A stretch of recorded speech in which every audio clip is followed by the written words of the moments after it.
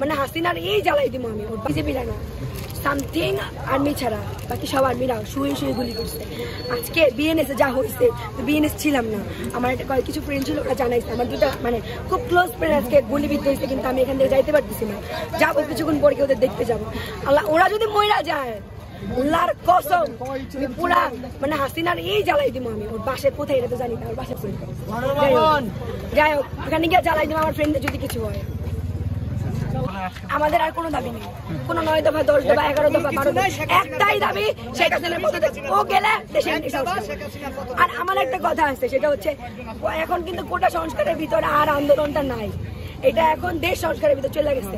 এটা কিন্তু শুধু স্টুডেন্টের দায়িত্ব না, এটা পুরো বাঙালির দায়িত্ব।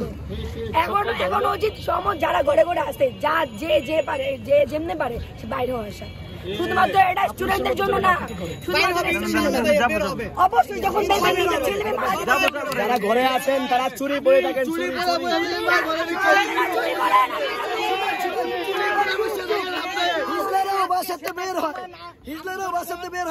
আপনি চুরি বললেও কিছু না, আপনি ছেলেও না মেয়েও না হিজলাও না, আপনি তো মানুষের কাতারই পড়েন না।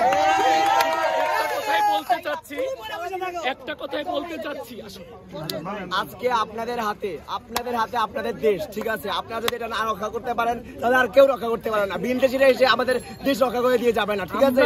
আপনারা সবাই বের হন। আমরা ছাত্র জনতা আরেকটা যুদ্ধের জন্য রাজপথে নেমেছি, যেই যুদ্ধটা হবে বহির্বিশ্বের সাথে নয়, বহি কোনো শত্রুর জন্য নয়, আমাদের গণতন্ত্র হত্যাকারী, আমাদের স্বাধীনতা খর্বকারী, দেশ যে বিক্রি করে সেই স্বৈরাচার হাসিনার বিরুদ্ধে।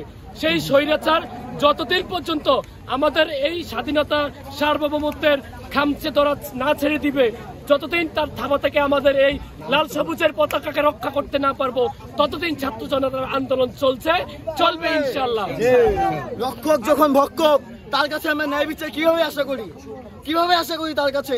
এই সরকারের পতন চাই, একটাই দাবি, এক দাবি, সরকারের পতন চাই।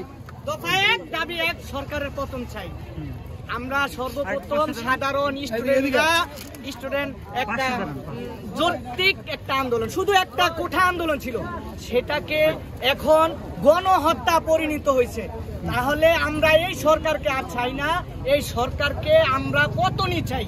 আজকে সেটার প্রমাণ ছাত্র জনতা এবং সাধারণ গার্ডিয়ানদেররা পরিচয় দিচ্ছে এবং সমস্ত জনতা নেমে আসছে। ওর পদত্যাগই চাই, পদত্যাগ চাই।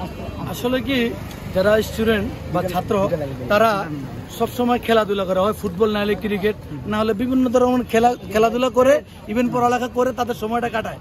কিন্তু দুর্ভাগ্যজনক আমরা এমন দেশে বাস করতেছি যে যেখানে আমাদের ওই খেলাধুলা অবস্থায় আনন্দময় এবং সবচেয়ে জীবনের সেরা লাইফ যে সময়টা, ওই সময়টা আমাদের রক্ত রঞ্জিত হতে হয়, ওই সময়টা আমাদের জীবন দিতে হয়, ওই সময়টা আমাদের গুলি আমাদের বুকে নিতে হয়, মাথায় নিতে হয়। তো এই ধিক্কার জানাই সরকারকে। ইভেন সে 9 সাল, 14 সাল, 18, 23, আজকে 24 সাল, হাজার হাজার মানুষকে গুম খুন হত্যা, আজকে আমার ছাত্র ভাইদেরকে লাস্ট উনারাও রক্তে রঞ্জিত হলো। তো আমি এই ছাত্র ভাইদের রক্তে এবং রক্তের বদলায় তার পদত্যাগ চেয়ে আমি এখানে আমার কথা শেষ করতে। শেখ হাসিনা দাদু, আপনার কাছে আমার একটাই রিকোয়েস্ট, আমি বাংলাদেশের নাগরিক হয়ে আপনার কাছে একটাই রিকোয়েস্ট করতেছি, আপনাকে আমি আমার দাদুর সমতুল্য করে দিচ্ছি আমার কাছে, ঠিক আছে? আপনার কাছে একটাই রিকোয়েস্ট, আপনাকে আমি আর চাই না, আমরা বাংলাদেশের নাগরিকরা আপনাকে আর চাই না। এটা আমার ডাইরেক্ট স্টেটমেন্ট। আপনি ওই দিন স্টেটমেন্ট দিয়েছিলেন যে আপনাকে যদি বাংলাদেশ জনগণরা বলে যে আপনাকে চাই না, তাহলে আপনি এখনই পদত্যাগ করবেন। দাদু, আমি আপনার কাছে করজোরে অনুরোধ করছি যে আপনাকে আমরা চাই না, আপনাকে আমরা কেউ চাই না।